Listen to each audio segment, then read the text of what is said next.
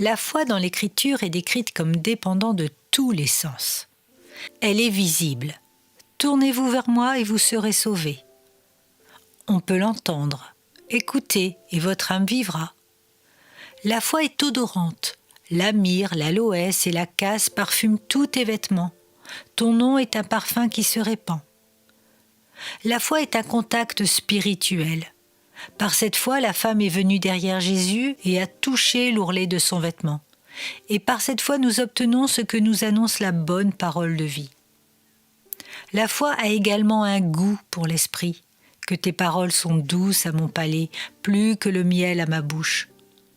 Si vous ne mangez la chair du Fils de l'homme et si vous ne buvez son sang, vous n'avez point la vie en vous-même. Ce goût est la foi dans une de ses plus sublimes opérations. Une des premières performances de la foi est d'entendre. Nous entendons la voix de Dieu, non pas avec seulement notre oreille extérieure, mais avec notre oreille intime.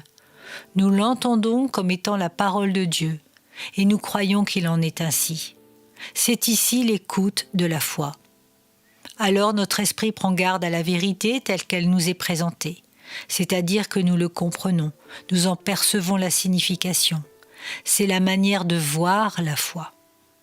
Ensuite, nous découvrons combien elle est précieuse. Nous commençons à l'admirer et nous découvrons combien elle est parfumée. C'est la foi dans son odeur. Alors nous nous approprions les miséricordes qui sont préparées pour nous en Christ. C'est la foi dans son contact.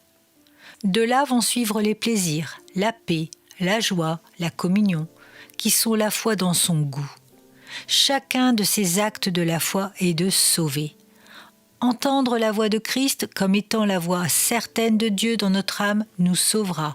Mais ce qui donne le vrai plaisir est l'aspect de la foi dans lequel Christ est reçu en nous, et fait par une appréhension intime et spirituelle de sa douceur que nous avons ainsi la nourriture de nos âmes.